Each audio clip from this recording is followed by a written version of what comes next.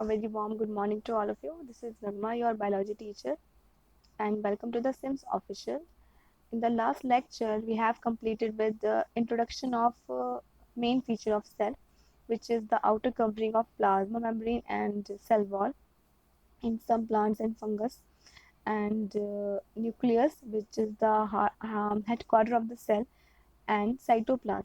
Now we are going to start endomembrane system.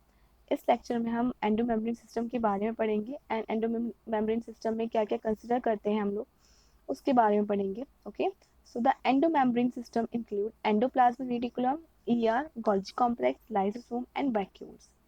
The main function of mitochondria, chloroplast, and peroxisome are not coordinated with the above component. जो हमारे functions होते हैं mitochondria के, chloroplast के, peroxisome के, वो हम एंडोमेम्ब्रेन सिस्टम में कोऑर्डिनेट उसके फंक्शन हम कोऑर्डिनेट नहीं करते हैं इन कंपोनेंट के साथ.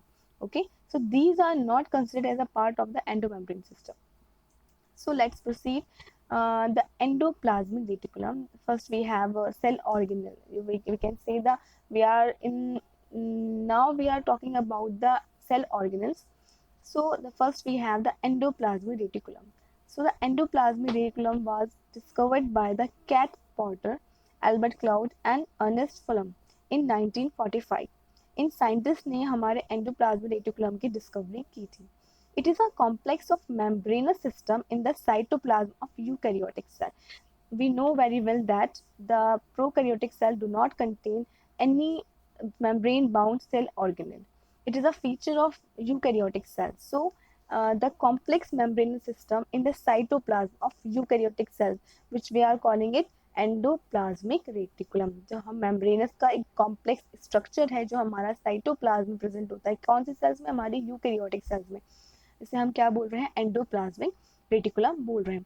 सो students, endoplasmic reticulum is absent in prokaryotic cell and as well as RBC of mammals. ये हमारा प्रोकैरियोट्स और आरबीसी ऑफ मैमल्स में एब्सेंट होता है. It extends throughout the cytoplasm and it's often continuous either with the nuclear or plasma membrane and sometimes with both. क्या होता है कि इसका हमने बोला कि it's a complex of membranes system. ये एक मेम्ब्रेन का कॉम्प्लेक्स सिस्टम है जो कि एक्सटेंड करता है कहाँ से? हमारा through out the cytoplasm which is nuclear membrane से लेकर के हमारा न्यूक्लियर मेम्ब्रेन से अटैच रहता है and the cytoplasm and the plasma membrane through out the cytoplasm. ये क्या करता है? और कभी कभी ये दोनों से अटैच रहता है. Sometimes it divide the cytoplasm into two compartments. First we have cytosol and the cisternal space. जो हमारा सिस्टर्नल स्पेस होता है उसे हम बोलते हैं ल्यूमेन. ओके, हम डायग्राम में इसको अच्छे से अभी देखेंगे आगे. The cisternal space provides a route for the movement of material through various intracellular compartments. जो हमारा सिस्टर्नल स्पेस होता है वो क्या प्रोवाइड करता है? वो एक रूट प्रोवाइड करता है मूवमेंट के लिए, मटेरियल के लिए. क्योंकि जो हमारे एंडोप्लाज्मिक रेटिकुलम से वेसाइकल्स निकलती हैं वो दूसरे ऑर्गेनल में जाती हैं, उनको एक रूट प्रोवाइड करता है. इससे मटेरियल्स का क्या होता है? एक्सचेंज ऑफ मटेरियल्स होता है. सो if we talking about the morphological types, if when we study under the microscope, the three principal forms of endoplasmic reticulum are visible. They are: the first we have the cisternae, second we have the vesicles, and third we have the tubules. In cisternae, the cisternae are long, flattened, sac-like and unbranched tubules. ये कैसी होती हैं? आप diagram में देख सकते हैं ये कैसी हैं. लॉन्ग है, फ्लैट्स हैं, सेक लाइक इसमें स्पेस, एंड अनब्रांच इसमें कोई ब्रांच प्रेजेंट नहीं होती हैं. And having the diameter of 40 to 50 micrometer. और कितना डायमीटर होता है इसमें? इसका डायमीटर हमारा अगर हम बात करें 40 to 50 होता है. एंड ये एक पैरेलल में प्रेजेंट होती हैं, एक पैरेलल वे में प्रेजेंट होती हैं. They remain arranged in a parallel और बंडल और स्टैक्स. ये कैसी है? बंडल्स या पैरेलल वे में प्रेजेंट होंगी और स्टैक्स एक दूसरे से जुड़ी होंगी. इनके बीच आप देख रहे हैं ये फ्लूइड भी है. Okay, the cisternae are also called as ergastoplasmic sac.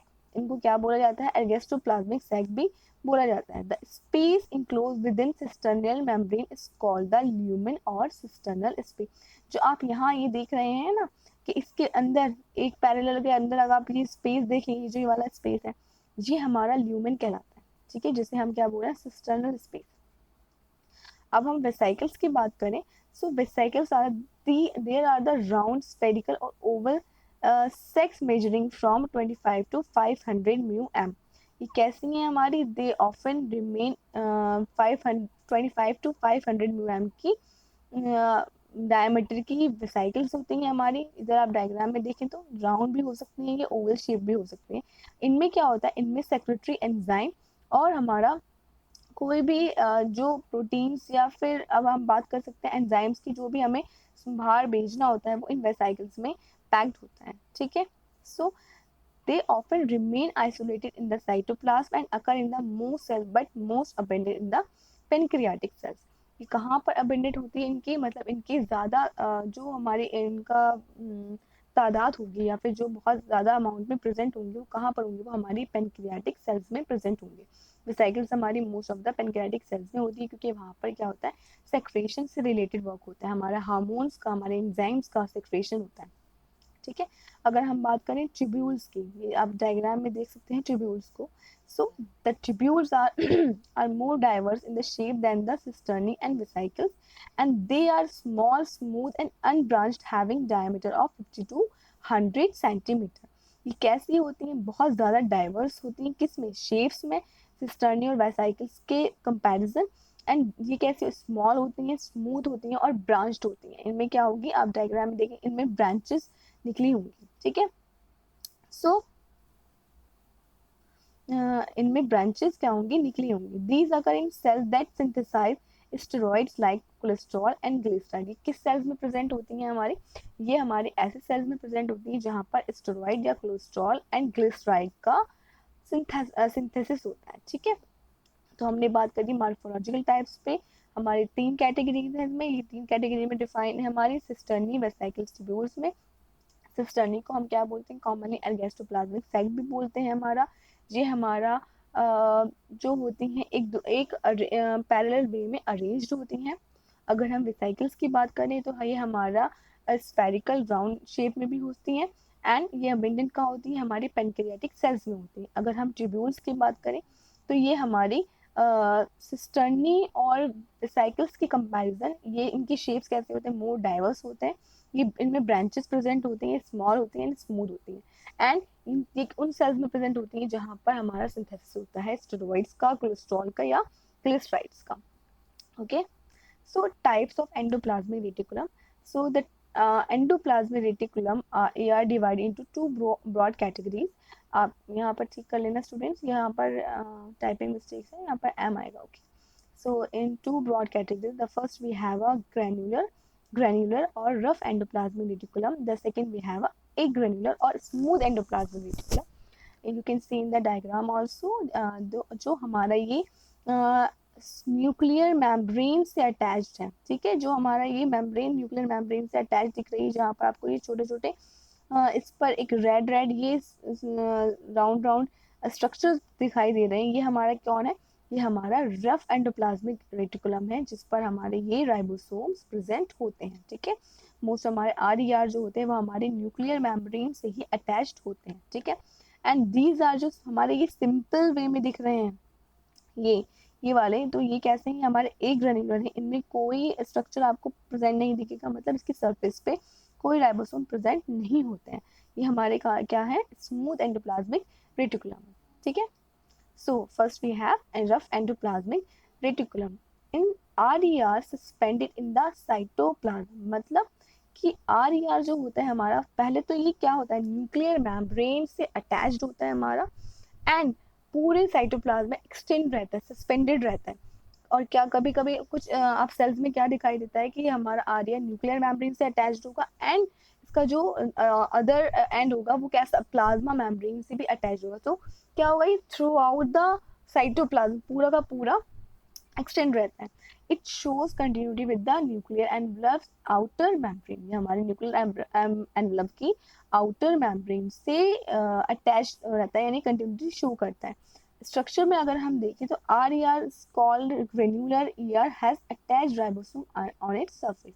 हमारा ये कैसा है, ये ग्रेन्यूलर है, ग्रेन्यूल्स प्रेजेंट हो रहे हैं इस पे एंड ये कैसा, इसकी सरफेस जो है वो हमारे इसकी सरफेस पे हमारे राइबोसोम अटैच रहते हैं. Okay, so they are typically parallel, flattened and elongated, spatially abundant in cell specified for protein synthesis. तो ये कैसा होगा, ये हमारा टिपिकली पैरेलल होगा. इनकी जो सेल्स होंगी वो एक दूसरे से पैरेलल होंगी, फ्लैट सेल्स होंगी और एलोंगेटेड होंगी. ठीक है, एंड ये कौन सी सेल्स में प्रेजेंट होंगे, जहां पर स्पेसिफिकली प्रोटीन का सिंथेसिस होगा, वहां पर हमारा क्या प्रेजेंट होगा, वहां पर हमारा आरईआर प्रेजेंट होगा. Okay, so RER membrane has individually ribosome are visibly on only in electron microscope. अगर हम अंडर द माइक्रोस्कोप इसकी स्टडी करेंगे, हम देखेंगे तो हमें आरईआर की सरफेस पे राइबोसोम अटैच दिखाई देंगे.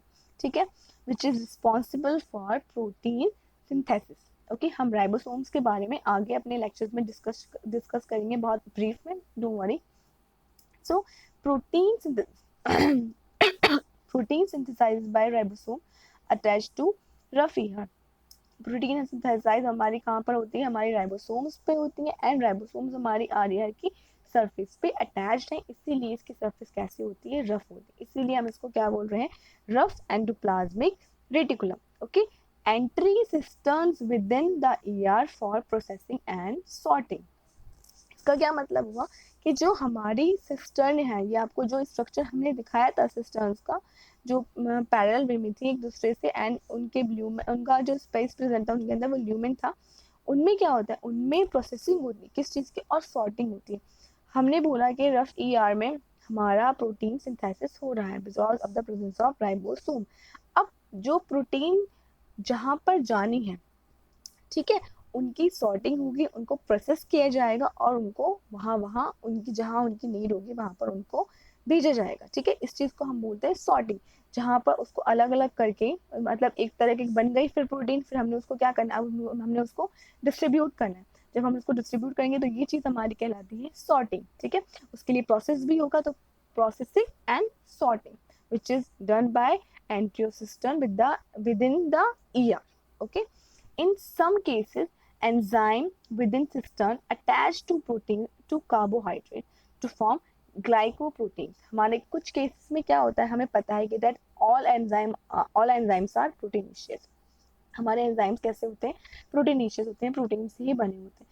सो प्रोटीन्स क्या होती हैं, कार्बोहाइड्रेट पर अटैच होती हैं, और कार्बोहाइड्रेट पर अटैच होने के बाद किस चीज का फॉर्मेशन कर रही है, हमारे ये ग्लाइको प्रोटीन्स का फॉर्मेशन कर रही हैं. Okay, in other cases enzyme attach the protein to phospholipids. अगर ये लिपिड्स की सरफेस पे अटैच हो रही है, लिपिड्स के साथ अटैच हो रही है, तो किस चीज का फॉर्मेशन कर रही है, हमारे ये फॉस्फोलिपिड्स का फॉर्मेशन कर रही है. ठीक है,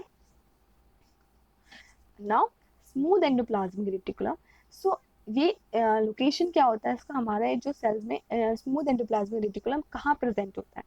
so the SER suspended in the cytoplasm of many cells. हमारा क्या होता है, स्मूथ एंडोप्लाज्मिक रेटिकुलम हमारी सेल में, सेल के साइटोप्लाज्म में ऐसे ही सस्पेंडेड रहता है. ठीक है, and it is abundant in liver cell. हमारा आरईआर कहाँ पर ज्यादा था, हमारा ऐसे पेनक्रियाटिक सेल्स में. हमारी जो कौन सी वाली सेल्स थी, अगर हम बात करें अपनी, तो वेसाइकल्स हमारी पेनक्रियाटिक सेल्स में अबेंडेंट थी. लेकिन हमारा जो SER है वो हमारा कहाँ पर अबेंडेंट है, वो हमारे हेपेटोसाइट्स में, यानी कि लिवर सेल्स में अबेंडेंट है, where it is involve in the glycogen metabolism and drugs detoxification.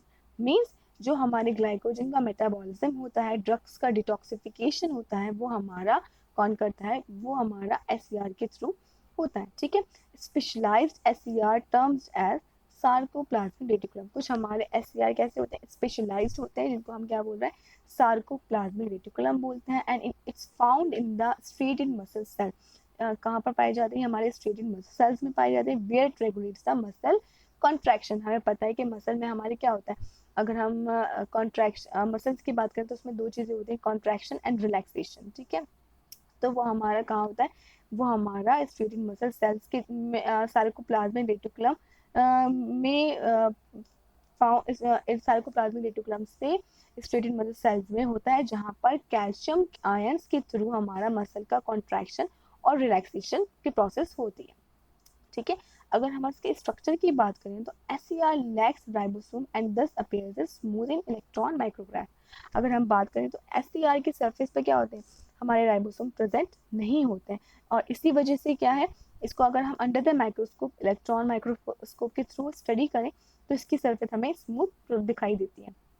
SCR cisternae are more tubular और vesicular than those of the ER। इसकी cisterns कैसे होती हैं, वो हमारी बहुत ज़्यादा tubulars होती हैं and vesiculars होती हैं। Okay, it is usually indistinguished from the rest of the cytoplasm as it stain properly। ठीक है, ये easily क्या हो जाता है, डिस्टिंग्विश हो जाता है, अगर हम इसको स्टेन करते हैं तो easily हमें दिखाई देता है। SCR contains unique enzymes, students ER है, ओके नॉट F, ठीक है, इसको ठीक कर लीजिएगा, टाइपिंग मिस्टेक है, sorry for that. SCR contains unique enzyme that make it functionally more diverse than the rough ER। इसके पास क्या होते हैं, बहुत यूनिक एंजाइम प्रेजेंट होते हैं जो इसका फंक्शन RER से डाइवर्स रखते हैं। ओके, तो हमने बात करेंगे लोकेशन और स्ट्रक्चर के बारे में। So now we have the sarcoplasmic reticulum. Okay, it is a modified of SCR। ठीक है, ये कैसा है, ये मॉडिफाइड है हमारा क्या, किस चीज का, smooth endoplasmic reticulum and are found in the skeletal और कार्डियक मसल। ठीक है, क्योंकि हमारी स्केलेटल, अगर हमने स्केलेटन की बात करें तो वहां पर भी हमारा रिलैक्सेशन और कॉन्ट्रैक्शन का प्रोसेस होता है। ठीक है, एंड हमारी कार्डियक मसल्स में भी रिलैक्सेशन एंड कॉन्ट्रैक्शन का प्रोसेस होता है। ठीक है, सो ये कहाँ पर प्रेजेंट होगा, हमारे सार्कोप्लाज्मिक रेटिकुलम में प्रेजेंट हो, सार्कोप्लाज्मिक रेटिकुलम हमारा वहाँ पर प्रेजेंट होगा, कहाँ, स्केलेटल और कार्डियक मसल्स में। ठीक है, it consist of a network of membrane bound tubules. ये कैसा होगा, ये नेटवर्क होगा मेम्ब्रेन बाउंड ट्यूब्यूल्स का। The tubules run longitudinally in the interfibril sarcoplasmic space for the length of each sarcomere। इसके बारे में हम बहुत अच्छे से स्टडी अपना मसल कॉन्ट्रैक्शन में करेंगे। ठीक है, सो आप इसके डायग्राम को देख सकते हैं स्टूडेंट्स, ये सार्कोलेमा है जो हमारी प्लाज्मा मेम्ब्रेन कहलाती है, हमारी किस चीज़ की, हमारी मसल सेल की, एंड इधर आप देखेंगे तो आपको सार्कोप्लाज्मिक रेटिकुलम नजर आएगा। ठीक है, here is a sarcoplasmic reticulum. हमने बात करी, दीज आर द इंटरफाइब्रल, हमारे इन द इंटरफाइब्रल सार्कोप्लाज्मिक स्पेस पाया जाता है for the length of each sarcomere. So student, this is all about the today's lecture. हम नेक्स्ट लेक्चर में अपने फंक्शंस की बात करेंगे एंडोप्लाज्मिक रेटिकुलम के, और एक नेक्स्ट सेल ऑर्गेनल की बात करेंगे। Okay, so till then be safe and be happy, and if you like the lecture, just like it, share it, and comment in the comment section. Okay, so thank you very much.